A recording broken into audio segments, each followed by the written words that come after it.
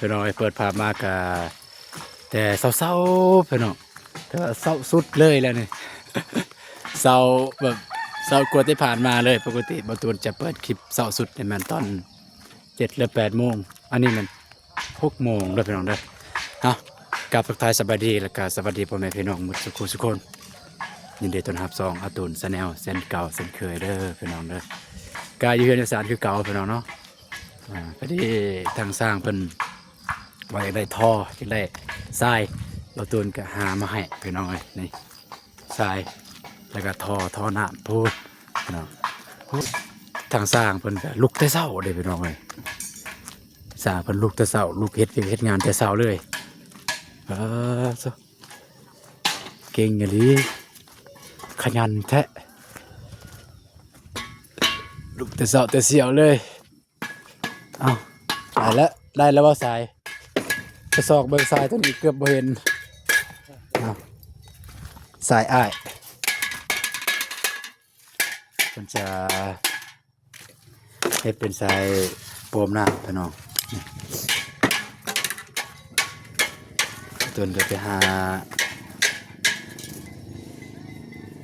ขอสายน้ำพี่น้องคือกันสายอันนี้สายเพื่อสายเพื่อฮดนะสายเพื่อฮดอันพนังนั่นแหละเพื่อนหดพนังก้อนโบกแล้วก็ก้อนฟาดนี่ โอ้แต่เสาที่อันนี้ไม่บ่ทามกันนะจะหู้ละทางทีมงานสร้างนะประธานได้กินข้าวกินน้ำดอกไปเมื่อวานนี่ก็จะมาช่วยเนี่ยเมื่อวานนี่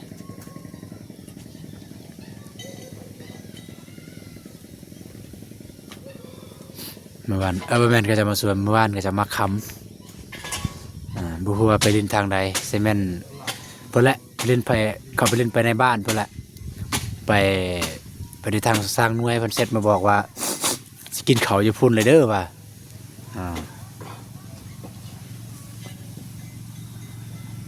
ในตอนนี้นะจะมาตอนนี้กินข้าวดอกตื่นจะเสาร์บ้านเนี่ยแล้วแต่ว่าเรื่องข้าวหนามเนี่ยจะหุงไว้แล้วเดี๋ยวจะนายประตูนสิพาไปเบิ่งว่าเขาเจ้าหุงข้าวหนามจังไดนี่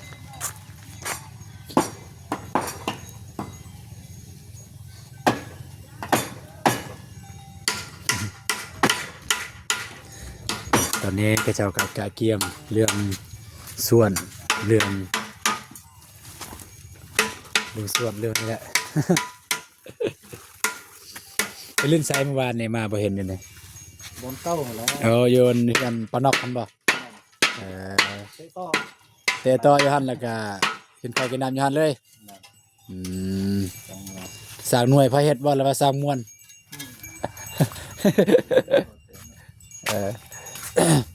อุ้มมันเจ้าของทอเพิ่นว่ามีอันทอมันมีแตกอยู่ทอนึงอยู่ก็น่าจะฮอดอยู่เอาออกกันนั่นจะฮอดอยู่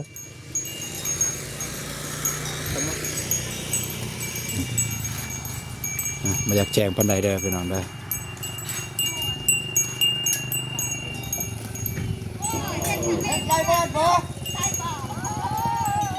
ไปเลยไปเลย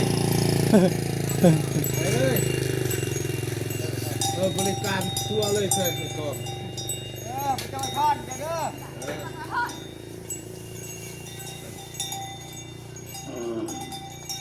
เจ้าหูเนาะเคยไปเฮ็ดเฮือนทางพุ่นกับเจ้าก็ฮู้แล้วเนาะโอ้เจาะภูหลวงจนสอดปุดใช่สิโอ้เจาะอันตอนนั้นท่านมาเฮ็ดเขื่อนตอนเฮ็ดเขื่อนท่านเคยอยู่แถวบ้านผู้ร้ายคนโอ้แตกโอ้เอาอย่างในฮัดก่อนมีอยู่เอาอย่างในฮัดแตกนี่แตกซ้ำไปน้อย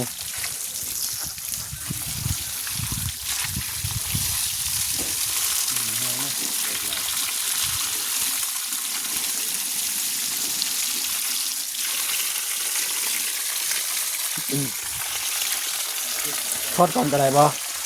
เอาอย่างในฮัดด้านนี้ขันหัดมันสิบ่อันนั้นบ่สิบ่ยุบเขาบ่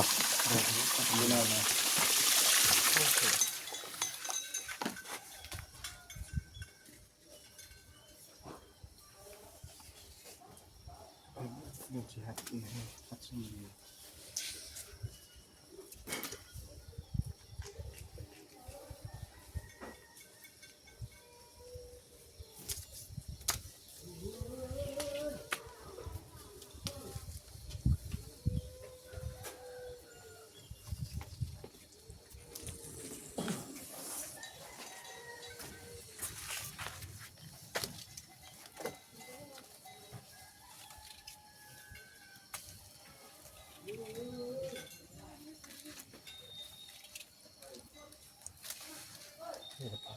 ตัดเลยที่ใด มันอยู่นี่ก็หัวว่าเมื่อกี้นี่ ส่วนบนเดียวนี่ที่ มันเดียวก็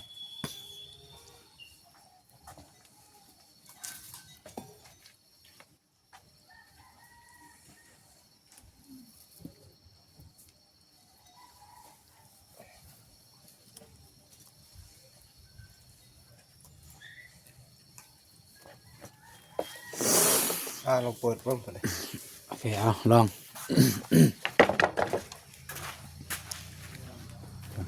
สั่งหน่อยเพิ่นลองเปิดไปหน่อย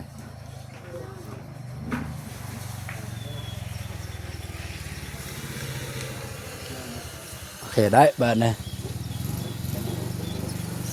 นี่เด้บนนี้ยังว่าหัวบนนึง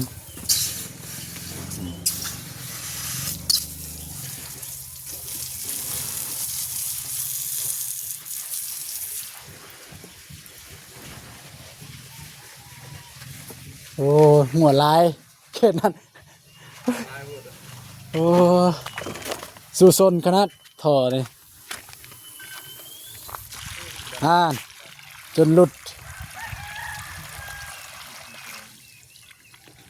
หรือว่าเอาแต่เฉพาะสำนีบ่หน่วยเฉพาะทอนี่เลย เอาซ้ำมันห่อนนะ ซ้ำมัน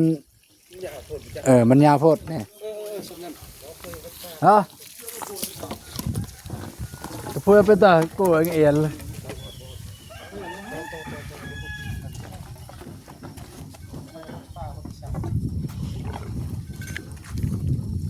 เอาแต่ทอนนี่ก็ได้เนี่ยบ่ยังจะต่อขึ้นบ่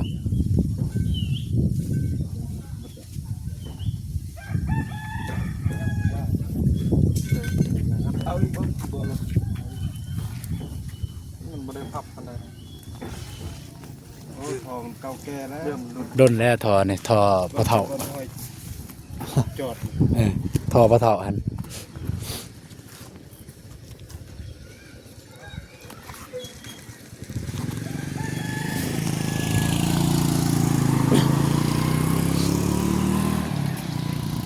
ก็เจอปัญหาแล้วพี่น้อยปัญหาก็คือยางแต่ว่าทอเนี่ยมันขาดแล้วพี่น้องขาดเป็นทอดไม่ทอดนะครับ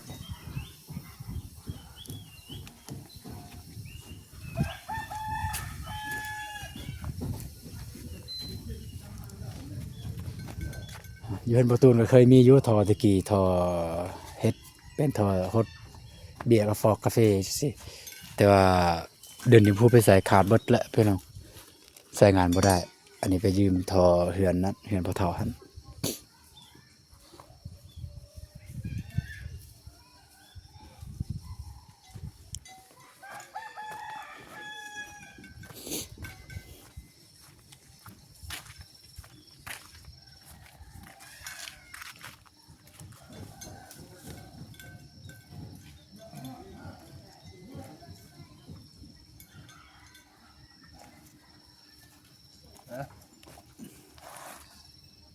จะได้แตก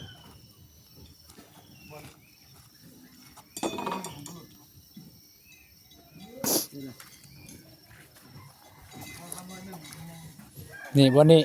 บนหนึ่งบนนั้นกับบนหนึ่ง หัดเลยนะ เราสู้ซนเลยทอเลย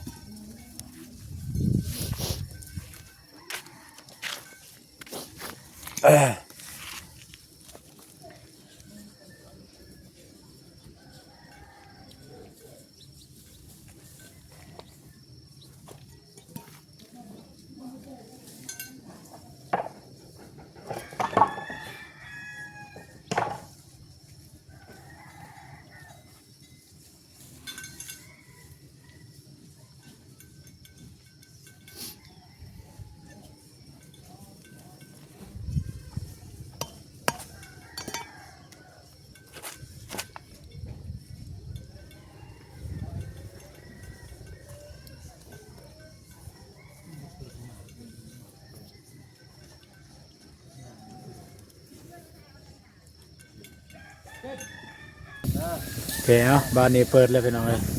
กลับไปมีบนหัวบ่จักบัดนี้ ยามส่วนให้ไอ้พิน แม่น นั่นแหละ โอ้ยังหัวซองบอลอันนั้นกับอันนี้ไอมัดบ่ทึกอยู่นี่ มันหัวบนทุ่งยางนะ บอลทุ่งยางแม่นบ่แม่นมันหัวบอลทุ่งยางอันนี้นั่น นางก็ ปิดก่อนมันดุดบนท่อเดี๋ยวซ่อมแซมมันแล้วก่อน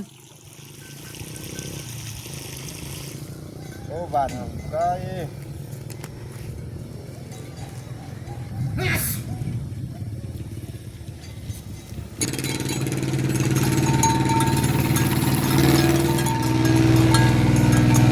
นะวันนี้ได้แล้วพี่น้องเอ้ยมันมงหัวแล้วหัวกับมองนี่อย่างน้อยนึงไอ้นี่เอายางที่เลื่อนมัดแล้วก็จบเลยมองนี่แหละไปเบิ่งอยู่ในก่อนพี่น้องนี่ก็เมื่อวานนั่นแหละทีมงานเพิ่นเฮ็ดนะเพื่อสบายอยู่ล้ออยู่ทราย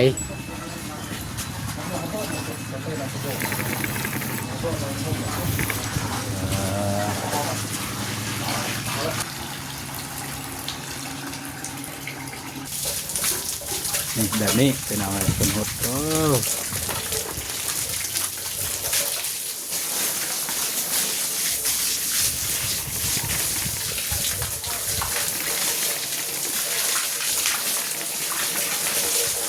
จริงๆหดเต็มมาบ้านนี่เนาะให้บล็อกเนี่ยมันบ่มน้ำ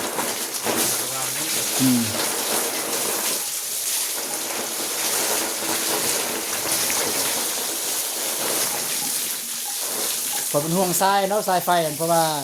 ตอนนั้นมันอยู่ลุ่มแล้วก็ย่างกันไปกันมาเด็กน้อยลายย่างเด็กน้อยไปตัดไปยังมันมีบนหัวและทรายนั่น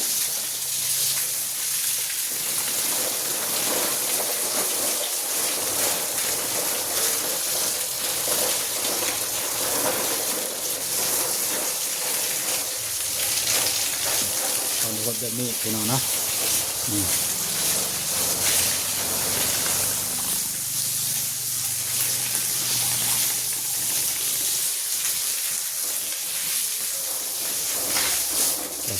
ก็ทางนี้ก่อน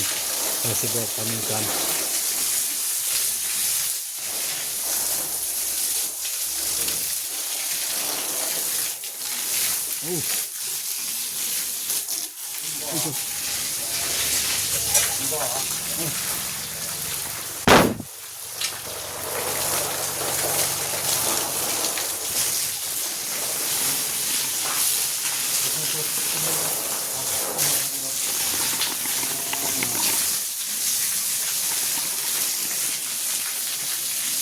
ก็ใส่กองบริการเงียงนะแมนเป็นบริษัทดิ่งเนาะบ่ผู้มาบ้านนี้ใส่ให้อ้ายเป็นกาเงียงโดยพุ่นกับเงียงอยู่ห้องน้ำมัน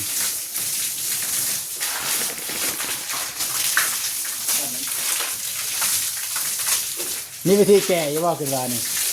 แกก็เป็นแกมันจะแกะออกมันจะแก่ออกแล้วก็เฮ็ดใหม่เนาะนี่แหละมีปัญหาเป็นกังวล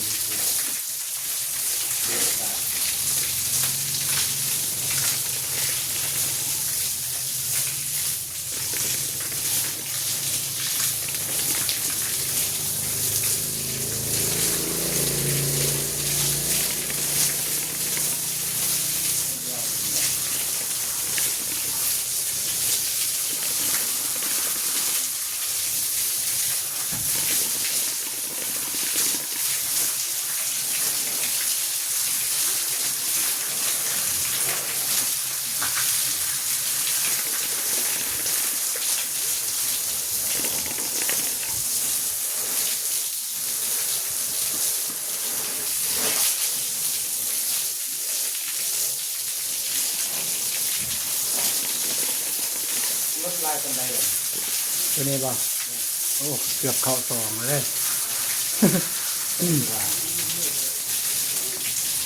แห่งคันจากหมู่แห่งยานกายแล้วบ่จักโอ้เลย มันก็ไล่เติบที่บริจาคนี่ก็ตัดหลังคากับกอน่ะบริจาคนี่ กลับอีกแค่นึงลงมาซอย มันมีปองมัน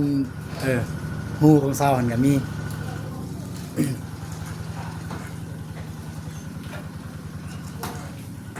วันนี้ตกแป้ง ตัวนี้สร้างเก้าเพิ่นเฮ็ดให้กระดานเลยสร้างมาติดตั้งเสานี่สร้างประจำทีมงานนี่แหละ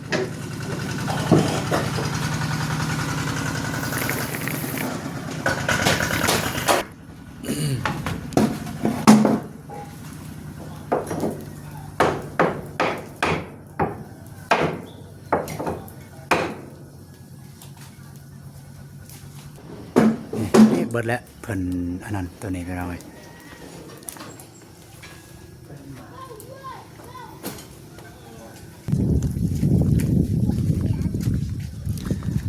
ประมาณนี้พี่น้องเนาะก็ตอนเช้าแน่แล้วก็ที่มืดครึ้มนี่ก็ฝนสิตกแน่พี่น้องเนาะ โดยเฉพาะตอนเช้าเนี่ยมันเขตเนี่ยช่วงนี้เนี่ยมันฝนยังตกอยู่บัดสวยๆพุ่นแหละมันจึงช่วงมันจึงเช้าเนี่ยจักหน่อยบัดกลางคืนก็ตกอีกคือจังซี่นี่ก็เปียกวัดละเส้นทางนี่ก็ตกกลางคืนก็ตก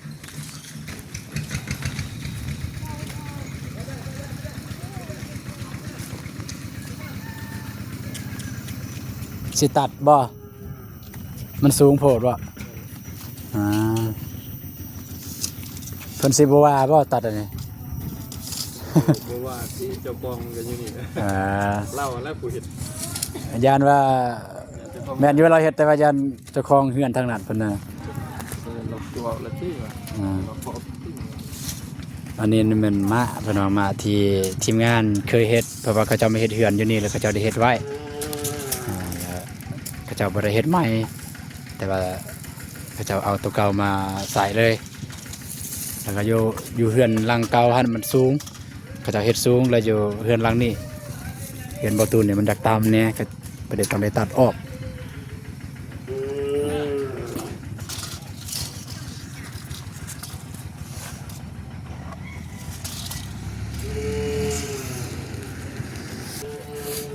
รถต้องได้เมียนอยู่นี่รถพี่น้องเอ้ย บ่เมียนในบ้านนี่เนี่ยเป็นบ้านป้าเมืองเทือนในบ้านห้วยดำไม้นี่รถเนี่ยเสียหลายคันแล้วพี่น้องเอ้ยบ่ว่าแต่ ไปในเมืองกลางคืนนี่ถึงมูรัดจี้ปุ่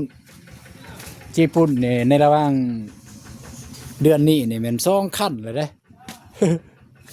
อยู่บ้านให้ดำนี่แต่ว่าถึกจี้ปุ่นอยู่ในเมืองพุ่น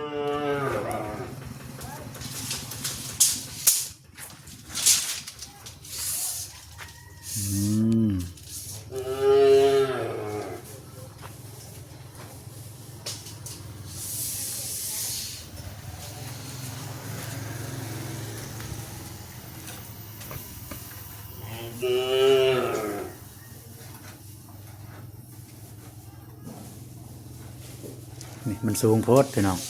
ไปพุ่นเอาซ้ำนี่แหละซ้ำหัวประตูนี่พอดีพอดียืนด้านนี้แล้วก็ปาดไปพุ่นเลย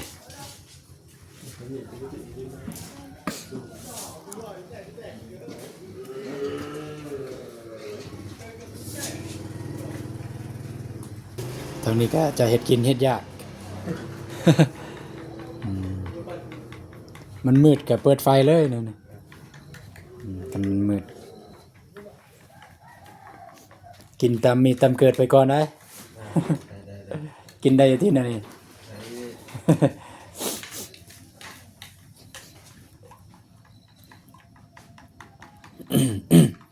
อันนี้คือข้าวเนี่ย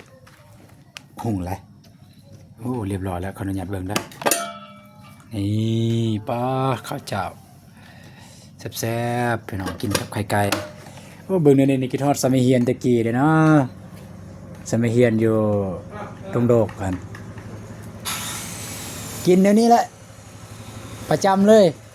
ข้าวเจ้าแล้วก็ทอดไข่ข้าวเจ้าทอดไข่อาหารหลักเนี่ยมันไข่ไก่กับมีอยู่หั่น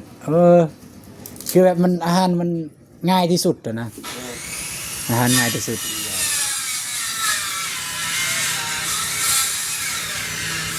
นะเป็นเห็ดกินกันนะตอนนี้ก็กำลังสมปูนแล้วก็ใส่น้ำเรียบร้อยแล้ว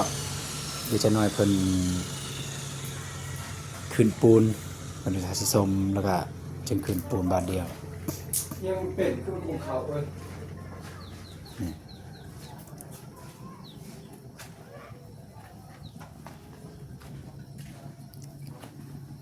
เพิ่นตัดแต่ผมเอาไป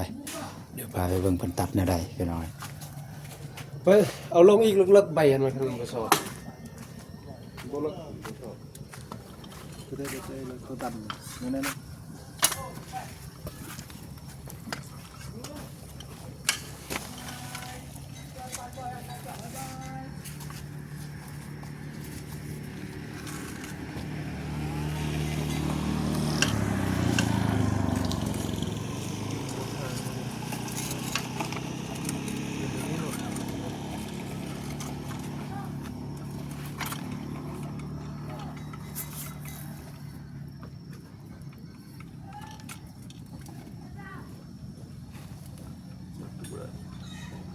ตัวนั้นมันก็ได้ทางใส่จะลุ่มหนึ่งไฟลุ่มหนึ่ง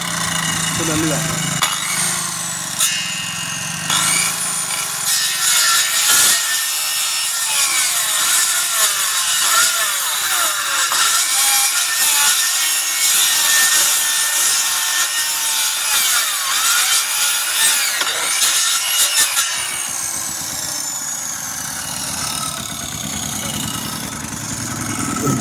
ที่ดำเลย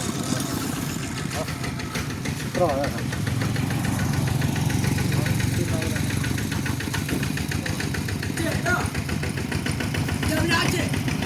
โดย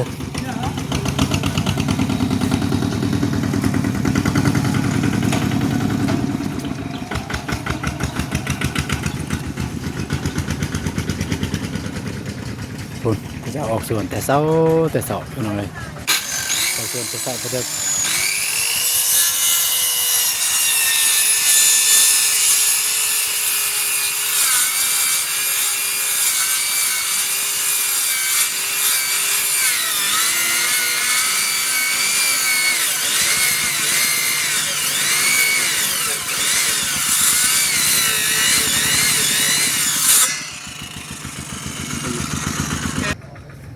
โอเคพี่น้องเนาะก็สำหรับคลิปนี้ก็จะประมาณนี้เด้อพี่น้องเด้อ